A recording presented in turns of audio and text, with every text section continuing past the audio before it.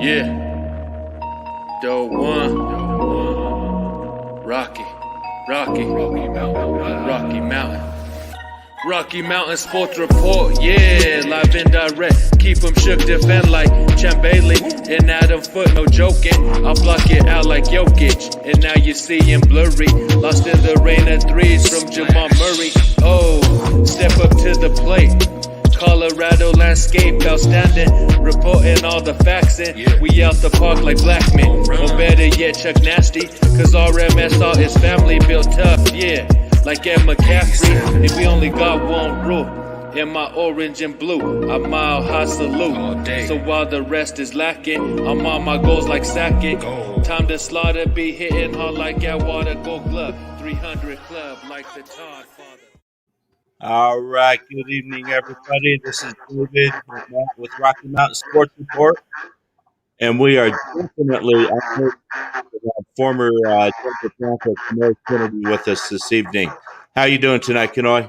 I'm good. I'm glad to be here. Yeah, yes, sir. We definitely appreciate it. So we'll go around. Got a couple things, we want to ask you. I guess the first thing I would ask you, you played in the NFL for 8 years, and 5 with the Broncos and then 3 with the Lions. Did you leave the NFL on your own terms? Was it injuries? I mean, what forced you out of the game? Well, I signed a 5-year deal with Detroit once I left Denver, and then played three years there. And so Matt Millen, which was the GM there, right? It was time for him to pay me the heavier end of my contract.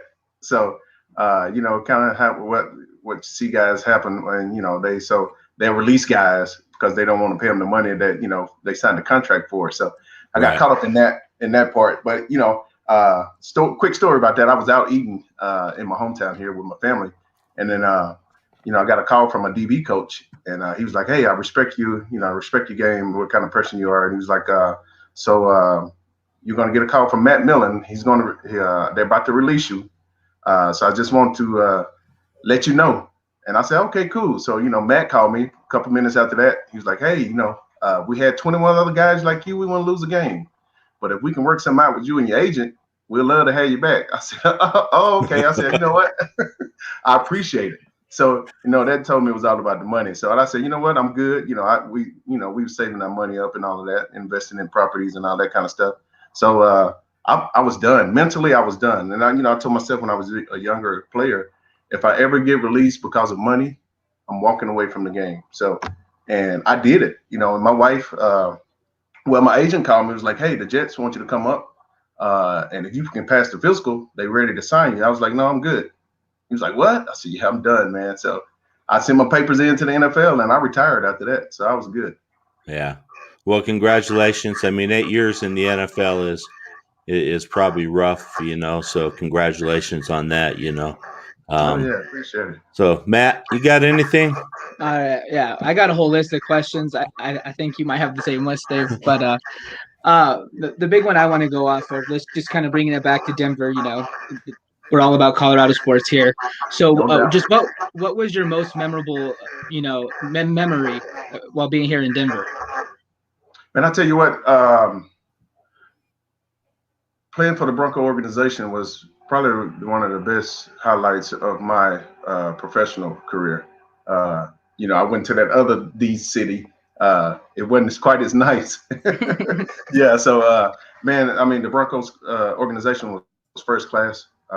Everything about it, from the coaching down to the cooks in at the facility, and and then the fans are second to none there, man. It's unbelievable how much support and how win, lose or draw, the Broncos fans are gonna cheer you on. So man, that part is what I miss, and that's what I loved about it the most. I'll tell you what, though, they're testing our patience as fans. Yeah, they're just checking everybody's loyalty, know. But I guess so. the fans they go stick with them. No, they definitely are. So you went to University of Arkansas. Steve Atwater, former Razorback himself. You come into Denver a year after Atwater leaves the Broncos. What's it like coming in behind someone of that level? I mean, I think the only part that I kind of not necessarily say regret, but wish would happen was be able to actually play with Steve. Because like I say, went to the same college, and I grew up an Atwater fan, never knowing that he went to the University of Arkansas. And then when I signed there, they have him plastered all over everything there, and I was like, oh my goodness, I never knew that. And then to get drafted by the team, and actually, quick story about that. When I got there, they wanted me to be number 27. And I was number 29 in college, right? And so I was like, well, okay, I'll take it, So, but then that's the year we signed Terrell Buckley, and so okay. Terrell Buckley had been number 27 his whole career, and then so he was like, hey, Rook, I need to get this number from you, and I was like, so he's like, well, I'll give you $2,000 for it, and I was like, it's yours, So yeah. I was going to ask you how much money you got for it. I've heard stories of players paying some good money for a number. Yeah, well, I didn't negotiate any. I guess I should have, used some of my negotiating skills. But with that money, and I went and bought a living room set for my house. So I bought a couch and a love seat and everything, man. So it was good. Oh yeah, man. Yeah. So I guess. Oh, go ahead. Go ahead, Matt. Go ahead. No. So I think that the biggest question that I think we all want to know, what was it like working with Mr. B, with Mr. Bowen? Man, I'll tell you what, it was second to none. Mr. B was a first class guy all the way around, and he was all about community. He was all about giving back, and he was all about players, man. And that's one of the things now. And I have over here on my desk have a bunch of community, what they call it, ambassador plaques. And I used to do camps and all kind of things, and and it was one of those deals where he encouraged players to get involved in the community, and that's one of the things that I was all about, and appreciated him for, So that was my biggest memory of him. Yeah. So now where'd you learn how to hit? They teach you guys that at Arkansas, because I know Atwater was a hitter too. So well, I think that's what they recruited. I think and it was one of those deals. Actually, I was a better receiver than I was a DB, and Arkansas is the only school that recruited me to play defense. And not that I wanted to play defense, but the recruiter there, he was a heck of a guy, and but every other school recruited me as a receiver. But when I ran routes, I would catch the ball and just try to run over guys. I wasn't trying to, put no moves on them. So I was just aggressive. And I joke and I tell everybody, I think my mom must have dropped me on my head a lot when I was a baby, because I love contact. Right. So, and I know you got a few letters from the NFL. I mean, how many did you get over your career saying, "Hey, don't hit guys like that anymore"? Oh, I think I stopped counting after a while. But I tell you what, one thing about that, FedEx is always on time. So every Monday or was it Tuesday? Every Tuesday you can go to your and look in your locker, and it's guaranteed it's going to be there waiting on you. Oh man, yeah, because I remember watching you dish out some hits. There were some bad ones, and we got some questions from some of the listeners. So, do you mind entertaining some of them? Oh yeah, no problem. Okay, you want to go to that, Matt, or you got something else you want to ask real quick? No. Let's go over to the followers. I'm totally cool with that. All right. First one here, sort of long one. This one pretty much summarizes it. Our Broncos secondary needs an overhaul. Is any particular players that you'd target through draft or free agency to really help us out? You know what, man? I really don't, or really haven't followed college sports as much as I really need to. So I tried to watch a little bit of the Senior Bowl, but man, my daughter, I have an 8-year-old daughter, and she runs all of the TVs, and so everything. Now I can tell you about Powerpuff Girls. I can tell you about I only never got a cartoon, but man, I haven't watched too many sports. So I can empathize with the Powerpuff Girls. I have 4 daughters myself, so I feel oh you. yeah, All under 10. That's all. Princess everything these days, man. Okay. And then here's another one. I wish I had the answer to that though. So. Yeah, and we all do. So and hopefully George Payton's going to do us good here and get us some good talent in here to build this team back up to where it's used to being. Oh yeah. Another one. Have you ever considered coaching? Adam. Okay, that's from Adam Johnson. Okay, well, no, I've never considered coaching. Some guys can play the game and shouldn't coach, and some guys can coach and shouldn't play the game, if you know what I mean. So, but I don't think every player is a coach. But I try to volunteer and give back for his camps and stuff. And I'm all about the kids, but but far as the NFL level, man, you really don't have a life, and there's no loyalty in it. The NFL is a business first. I'm all about it. It was great for me, but man, you kind of, especially with having kids now. If I was an empty nester, then that'd be something totally different. But to have to hop up and move your family real fast, that's not something I'm into. Yeah, definitely. So here is sort of a segue into that too, with the NFL being a business and college really not a business, or it sort of is anymore, as much as money as these universities are making. Well, yeah. How is the difference in practicing between the college level and the NFL, or was it pretty comparable? Well, I think in the NFL, it was way more about tempo. The length of practices was about the same, but in the NFL, it's straight business. It's you have a lot of fun with it, but at the same time, it's all about tempo. It's all about we would get there. Oh man, let me see if I can remember this. We would get there probably 6:30 in the morning. And we wouldn't leave until 4:30, 5 o'clock. Wow. Yeah. So, it was all day. So, we watch film. It was more prep. And so, the playbook probably, 150, 200 pages, and they'll change every week depending on who you're playing. Right. And so, and when say you're a professional, you have to be a professional student in the playbook to be able to, to make plays on Sunday. And so that's when you see guys making plays, those are the ones that prepare. A lot of it is about talent, but a lot of times, when you study the playbook and become a professional in the playbook, that kind of gives you the edge on Sundays. So. Now Shanahan was the coach still when you joined the Broncos? Yes. Yep. Okay. Mm-hmm. How was he? You know what? I had no problems with Shanahan. He was straight business. If you do what you're supposed to be, do what you're supposed to do and be where you're supposed to be, he had no problems with you. So I was one of those guys who was going to do that. And, before I left to go on my visit I went to Detroit, and I was actually going to Miami and to Atlanta when I was a free agent. But he was like, hey, here's my cell number. Give me a call and let me know what these other teams are offering you.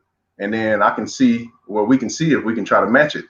And then I told him what Detroit was offering. He was like, well, we can't match that. So, and I'm glad he did that, because a lot of times most coaches say, hey, you was good while you was here, but we'll see you later.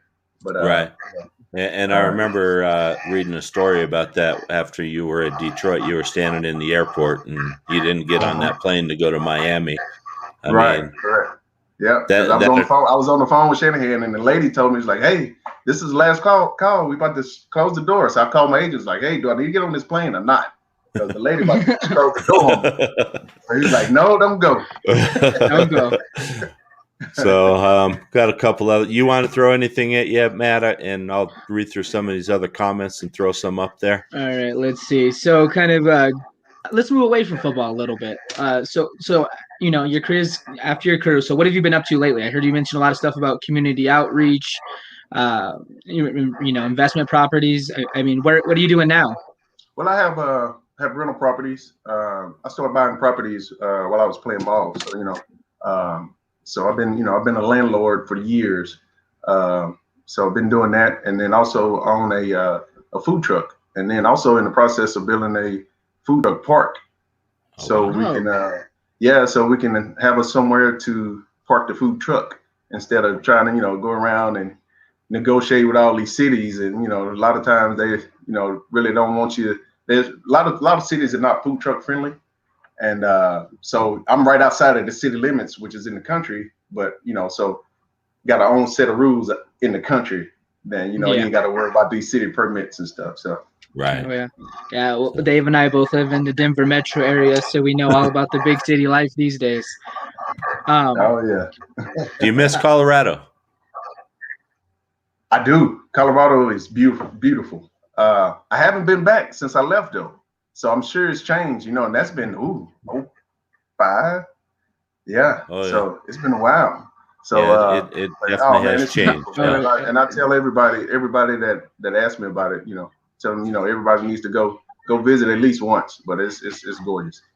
Yeah, it definitely is. So here's another question from a user. Said you had a TD as a Lion in 2005. What was that like as a safety? Oh, it was awesome.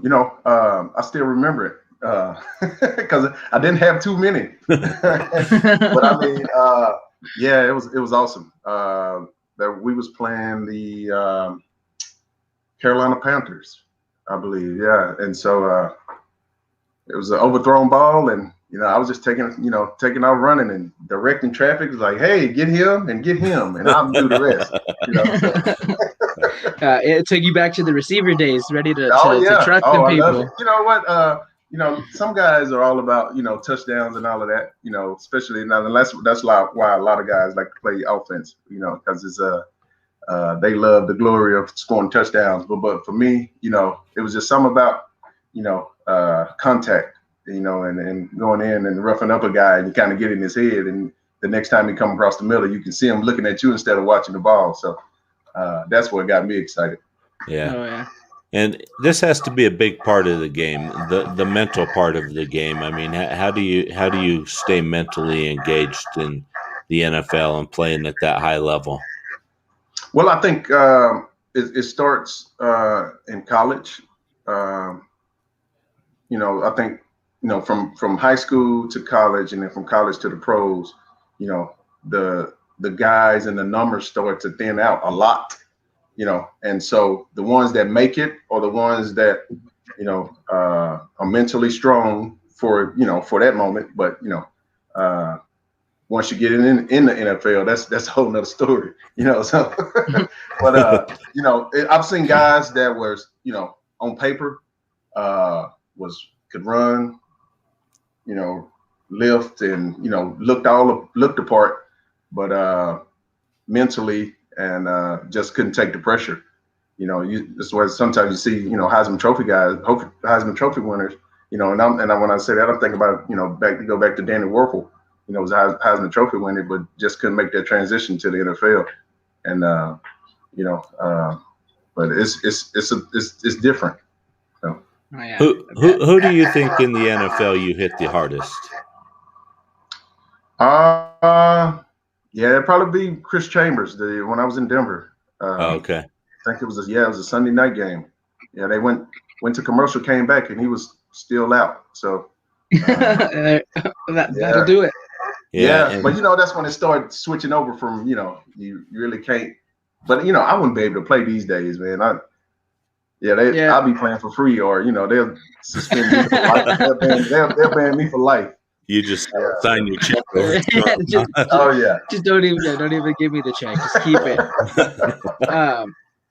So kind of relating back, what quarterback did you enjoy playing against the most, and which quarterback do you feel you're able to get inside the head of the most? I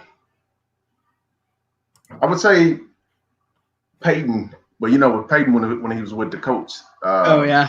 It was a love-hate. You love to compete against him because it was top notch, but also you hate because he prepares so well. And we would work all week on disguising and don't show your coverage because if you move a little bit, he's going to call it out. And it was one play where nobody moved at all, and he was like 28, and he knew I was blitzing, but I was 12 yards deep, like in deep. I was like, how in the world did he know I was coming? So it was one of those deals that you just had to be on your A game when it comes to him. But as far as guys that you can get in the head, I don't know too many that you can get in their head, and you just try to play games with them. But everybody was for the most part mentally tough, especially when it comes to quarterback, because those are some sharp guys. Right. Yeah. So, speaking of quarterbacks, I mean, what's your impression of Drew Lock? I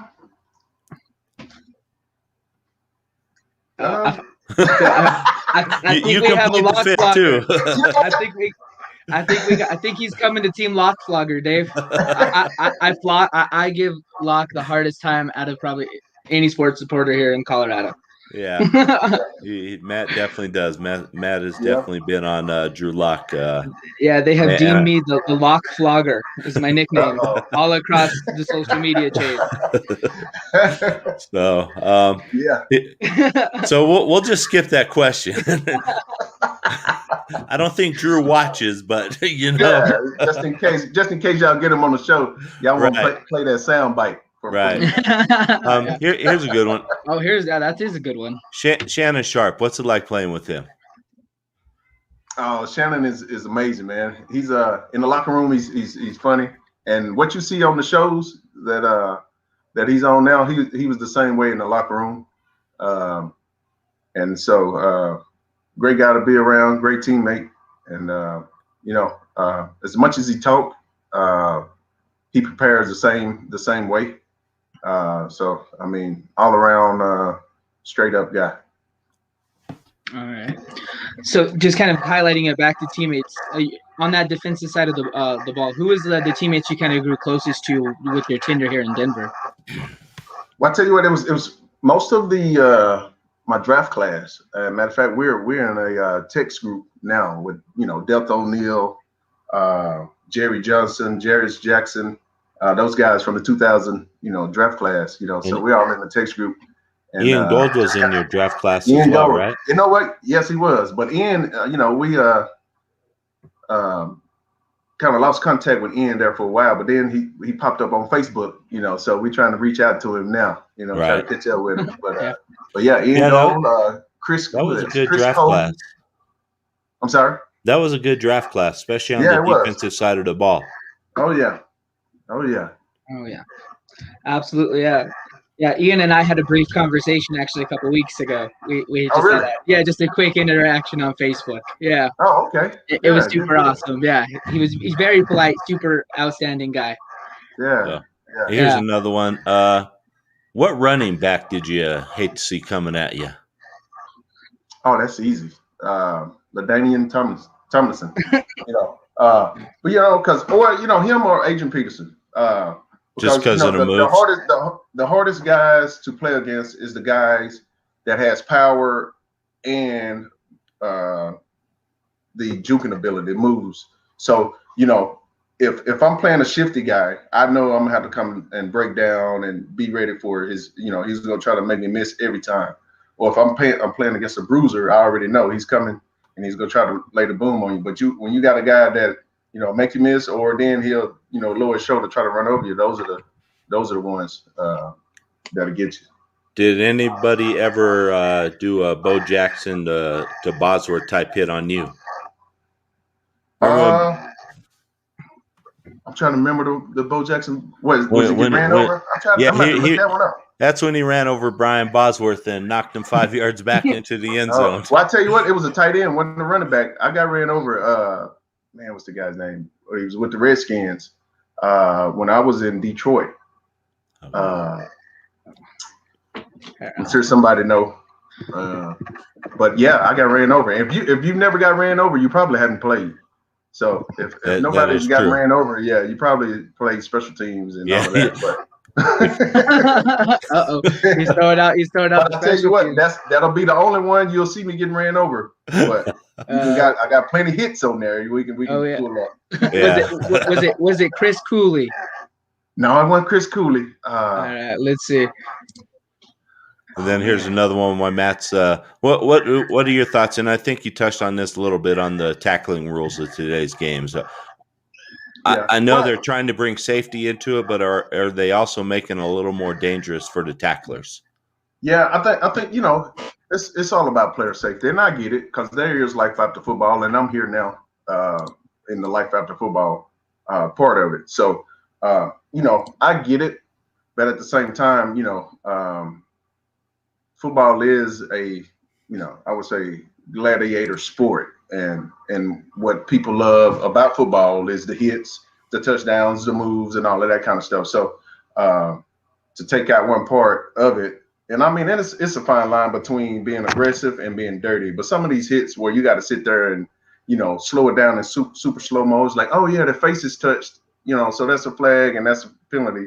You're like, come on, man. But some of the more vicious ones, I get it, but it's a fine line, but like I say, I'm glad I don't have to make those calls, and I'm glad I don't have to have those calls made against me. So, yeah, definitely. Yeah. So, a lot of people are interested in your food truck stuff. What type of food truck do you have? Well, we have so we do barbecue, we do sandwiches, but it's if you're on Facebook or Instagram, it's Jersey Drews. So it's JERSEY. DRU apostrophe S. Let me see. I got one of my stickers here. So I don't know. Okay. Oh, yeah, there you go. All right. Yeah. Gonna have to check it out. And that's out in Texas, right? That's where you're at now, right? Yep. Outside of Dallas area. Yep. Just east of Dallas, back in my hometown in Terrell, Texas. Yeah. So okay. We're not traveling to Denver yet. So hey, well we might be making a stop in Texas this summer. I mean, I got some time. Y'all look us up. So, you and here's another question from a user. You mentioned your daughter. I mean, does she speak of wanting to play sports? I mean, or does she currently play? If not, do you encourage her to? No, well, quick story about my daughter. She was 1 pound 7 ounces. Wow. When she was born. Yeah, so I held her in my hand when she was first born. But my wife, her water broke when she was 23 weeks alone. And, and I think, most babies, born, 38 to 40 weeks. So right. Yeah, she was halfway done, and she was still in the oven. So, but she came and stayed in a intensive care unit or ICU for 6 months in ICU, and then came home. But she has, she's as bright as a light bulb, but she has cerebral palsy. But right. I think, and I tell everybody all the time, all of the strength from her legs and stuff went to her mouth and her brain, because she won't stop talking, and she can tell you what you need to do and how you need to do it. And she's the boss of the house. But I have two sons, one that's 15 and the other one is 12. And she runs them like no tomorrow. It's crazy. Yeah. Are they in sports? Are they following in Dad's footsteps? Yeah, they're both playing football and running track. But I don't know why they're not playing basketball. I guess they just don't want to. But anyway, but yeah, basketball's where the money's at. Yeah, I guess so. But they're all about football and sports and stuff. And they some of their friends at school kind of knows that Daddy plays sports and all of that, so they take some of my playing cards and all kind of stuff and hand it out to their friends and all that. Oh, Oh okay. yeah, I can So- only imagine how cool it is to have a dad who played in the NFL. I'd be bragging it up nonstop. Yeah, and Scott Cola of the Rocky Mountain Sports Report is already checking out your food truck, and he said that he's making a trip to Texas because that brisket mac and cheese stuffed burrito looks delicious. Oh yeah, that'll work. And that sounds really good. So,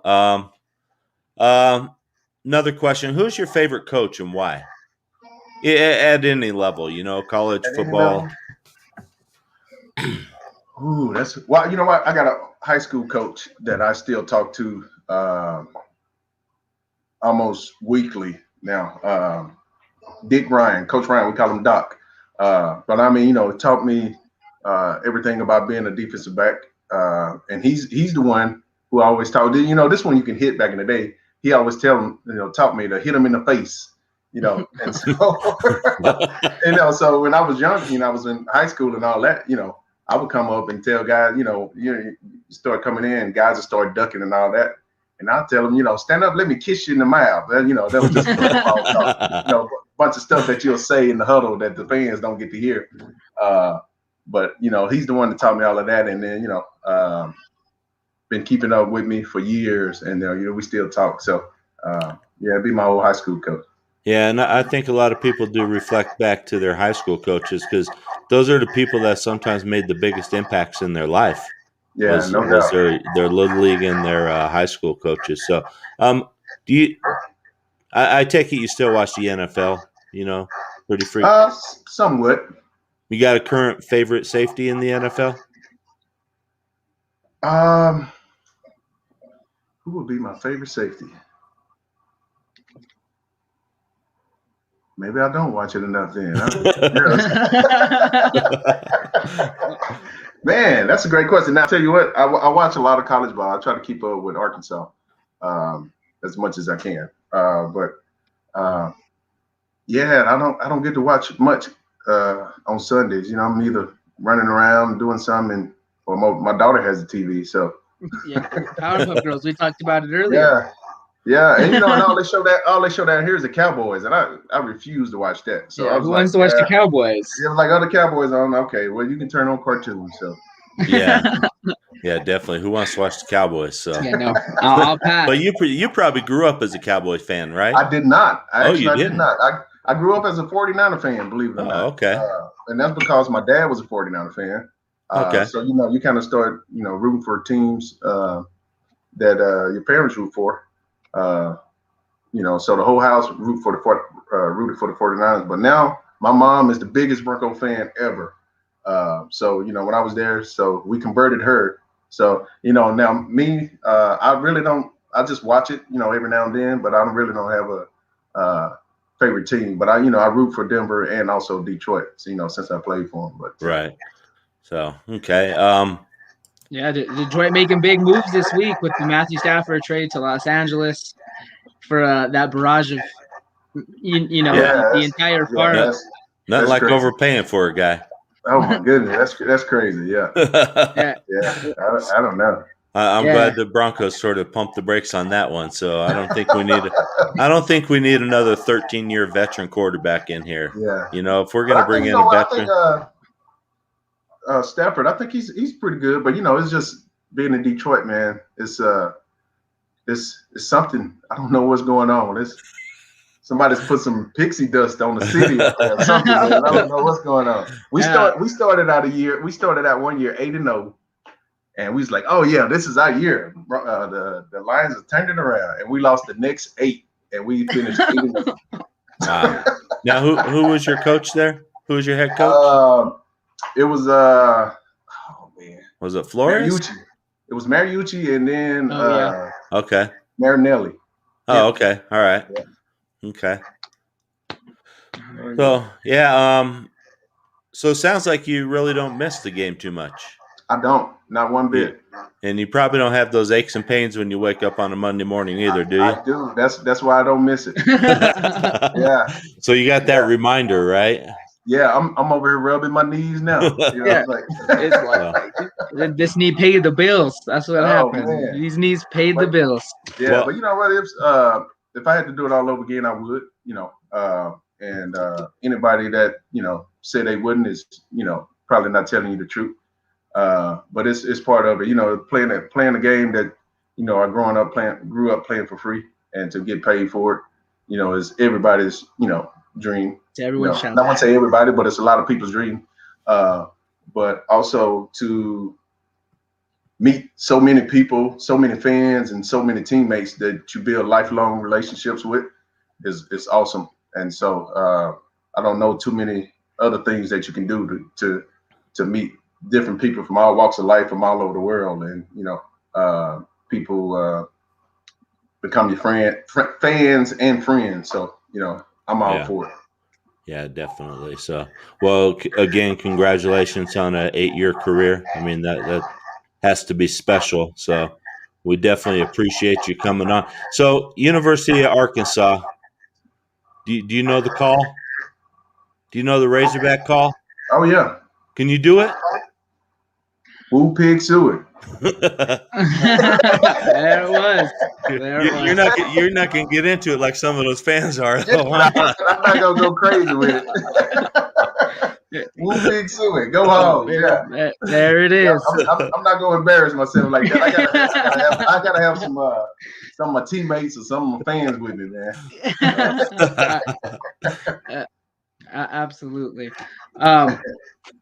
Yeah, so I mean, we also want to be mindful of your time. We've had you for about a half hour. I don't know if you got other plans and stuff, but one thing I want to say, just thank you for just having the time to come and speak with us, and give you a congrats to being the first professional athlete to come on Rocky Mountain Sports Report. So you're going to be the inaugural. Yep, you've set the bar. Oh yeah, that'll work. Yeah, I appreciate you guys for reaching out. Yeah, and definitely. Anytime you want to come back on, if you have anything you want to talk about or anything like that, causes you're trying to promote or something like that, you can always use our platform to help with that. So, but we truly appreciate you coming on and spending some time with us this evening. No doubt. I appreciate you guys. Yeah, absolutely. And if Deltho and Il's got some free time, send them our way. You know what? I'm gonna reach out to him. All right. You let him know that we're all right guys. Yeah, I'll let him know. I know he's living down in West Palm Beach in Florida. Oh, is he? Okay. It's beautiful out there. Yeah, he's living the life out there. It looks like Jerry Murr's gonna give you give you a prop. Yep, give you a parting gift. One of the great Bronco safeties. I appreciate that, Jerry. And then, I think one of the most underrated too. So, but, that's a whole nother show. We definitely had a safety class come through here. Dennis Smith, Steve Atwater, yourself. There's been some people. So K-Jax, and Justin Simmons. So no doubt. Yeah. All right, sir. Well, thank you very much for joining us this evening. And like I said, anytime you're welcome back. Anytime you want to come on. Anytime. I appreciate it. Yes, sir. Y'all have a good one. All right, you too. Thank you. All right. All right. Talk to you next time. Yes, sir. All right, everybody. That was Kenoy Kennedy of the Denver Broncos. So that was a lot of fun. Oh yeah, it was. I mean, it was thrilling. I mean, it was exciting for us because this was, our first big step into that pro level, especially with the Broncos. It's extremely difficult to get any former player on or even current player. So I mean, I can only give kudos to Kenoy for giving us that opportunity to come on and give us a half hour of his time. So thanks Kenoy for still watching. It was a blast to have you on, man. I'm still pretty pumped with adrenaline. Yeah, me too. So, and now we got to shift gears a little bit. So let's talk quarterbacks. We asked Kenoy, he wouldn't answer the question, so we sort of know what his feelings are on Drew Lock. There's rumors out there flying around about Deshaun Watson. Any truth to any of these that you're finding out? It's so hard right now because there is just so much. I mean, let's just look back at the Matthew Stafford thing, last week. 49ers were all in. It's the 49ers. They come out a day before he was getting ready to trade it and said, we haven't even submitted an offer. So, Right. I mean, the rumor mill is just insane right now. The one thing that I do feel is credible, Deshaun Watson actually came out and said that he does not have a preferred team in a sense. He says he's willing to listen to whatever offer and kind of look at those options. I mean, granted, it's not his offer to choose, as he's, not the GM, of course. But he said he'd be okay with, exploring all options. So all these rumors of Denver's not on the board, Denver is on the board, New York's the favorite. It doesn't appear that those are true right now. I see Jerry Murs popping up right here saying Raiders are definitely involved. There was some reports that they are going to be heavily in pursuit of that. I mean, Derek Carr is, a salvageable NFL quarterback, but at this point, he's mid-tier. Deshaun Watson brings you into the top 5. So I would be surprised any team outside of the top 10 quarterbacks to not be pursued is not true. Right. So if we strike out on Deshaun Watson, which it sounds from what Mike Kliss of Channel 9 is saying, it sounds like Denver's going to really aggressively pursue this. I think as long as the asking price doesn't get totally out of hand, I think George Payton's going to, be very aggressive with this. But let's say that doesn't work. I mean, what's your next thing? I mean, is it an Andy Dalton? Is it Ryan Fitzpatrick? I mean, I really don't think it is. There's just not a point in bringing it in and investing that money into someone where if you cut Jeff Driscoll, you're going to have to still pay him. There's some dead cap to it. Drew Lock is going to, is he going to outcompete one of those veterans? And I mean, at this point, I just don't feel that there is enough gain off the monetary value you're going to do. That contract, an Andy Dalton contract, could be, or Alexander Johnson or Andy Dalton. It's just not worth it to me. The most realistic possibility is Peyton's guy there at 9, or is he moving up in the draft to get his guy? Is that the route they want to take, or is the guy that he's looking at, is he a second or third round guy? Taking that risk on that developmental guy, but someone that's not going to force Drew Lock out, someone that is going to provide adequate competition and could still potentially be that starter. I mean, if you take another second or third round guy, you don't really have a commitment to Drew Lock being a second round pick himself. So, I mean, there's definitely going to be some options that he has. I think no matter which way you look at it, if it's veteran quarterback, it's Watson or nothing, in my opinion. And I agree. And I think, Jerry, you cannot put a price on a player like Watson, and I think what he's going to do for this franchise. Yeah. So, I think that he would be a great guy for 10 years here, So yeah, I mean, I definitely think so. And Jerry has another good point here. You could draft QBs for 20 years and not find the guy. Yeah, that's true. And it is true because you never know who is going to work out and who's not. So. Yeah. I was typing a thank you to Kenoy Kennedy. Oh, okay. Yeah, he sent me a quick message. I was just responding real quick. So I definitely, if we just stay on this quarterback thing, if you want to look at later rounds, Kellen Mond, Ian Book, there's a couple other guys you could look at. I do think Kliss is on point. Denver's going to throw everything they have in this Watson thing and hope they can get it. If he doesn't, it's gonna be through the draft, and it just becomes, is Peyton going to go after this early guy, or is he going to take another developmental guy and kind of wait it out? As we get closer, combine's gonna, there's no combine, so that's gonna hurt us a little bit when we try to look through that. So pre-draft meetings are going to be where we're probably going to get a lot more information. Just regarding to the price tag, absolutely. If it's 2 first-round picks, Drew Lock and Tim Patrick, or Draymond Jones, I'm even comfortable with giving him Bradley Chubb, who I feel is underperformed at his, first round, 5th pick. I agree. I'm totally fine with that. There's edge rushers all over the place. Look where you found Shaq Barrett. Look where you found Malik Reed. You look Jeremiah Tattoo. Yeah, I mean, are they elite pass rushers? No, but they get the job done. Right.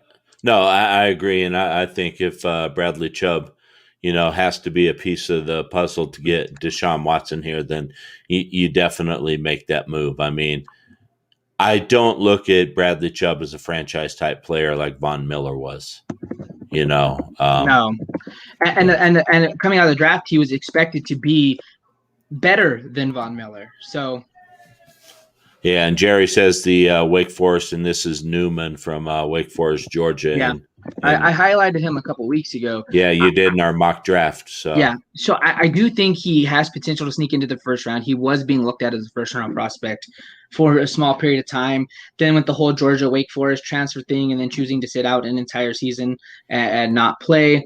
So that probably hurt his stock. He could potentially have that first round talent, and we're seeing him drop to between third and fifth is what I'm looking at right now. Right. So, and then Scott Cole comes in.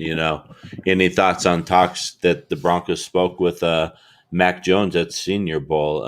And I'm not getting reports of them talking to other quarterbacks. So maybe that's who Peyton is eyeing at the number 9 spot if he's going to be there, or if he needs to move up. So, I don't know. Mac Jones has got me all over the place right now. I think him meeting with all 32 teams signifies something. Definitely signals something. Is he this year's Daniel Jones? That's kind of what it's starting to feel like. Could he be the number 2? Is my question right now. Right. And meeting with all 32 teams, having a killer Senior Bowl performance, having a killer college football championship performance, he's been nothing but skyrocketing up boards. Prior to the college football championship game, his comparison was a rich man's Drew Lock, which gives me definitely a lot of doubt. I just don't know on him yet. I got to still fill out the process here. The quarterback outside of Trevor Lawrence I'm the most sure of right now is probably Zach Wilson. He has an arrogance issue, but I mean, I'll put it to you this way: which quarterback doesn't have an arrogance issue?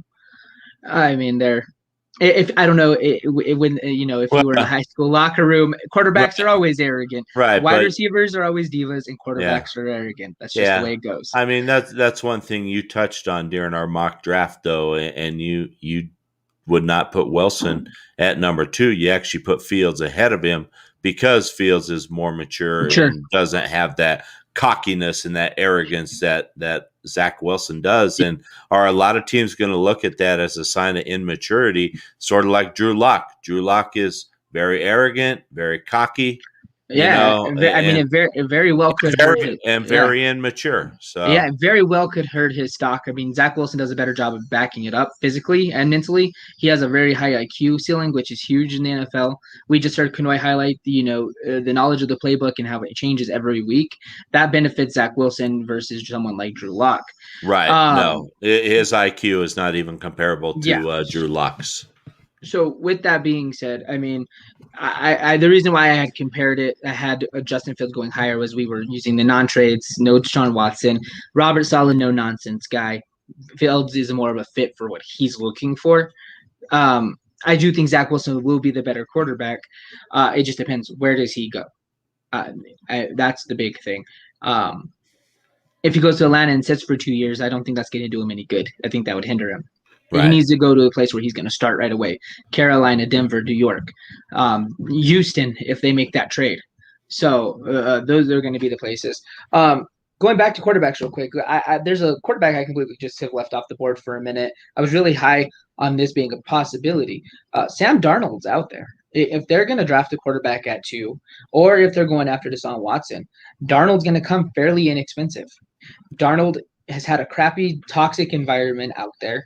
Mm-hmm. The only reason he may be being kicked out of New York is because of all the new management changes, new head coach. Really, that may be the only reason. Surprisingly, there was an infographic came out. I can't remember if it was ESPN or NFL.com this morning. Top 10 quarterbacks under 25, and Sam Darnold was on that list.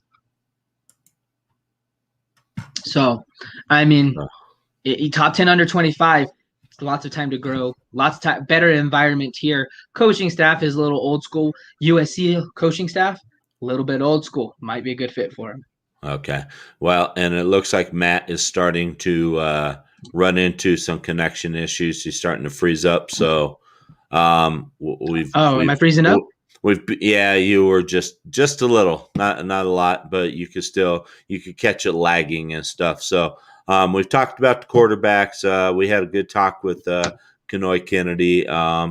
I mean, is there anything else you wanna talk about really quick, or we just You know what? I think let's let us bask in that in our first pro athlete glory. yeah, And definitely. and you know what? I mean, we thank all the followers for coming to check us out today. Thank you, Kenoy Kennedy, for joining us. You know, he hopefully we might be hearing some from Delta O'Neill. Maybe Kenoy might set that up. That would be awesome.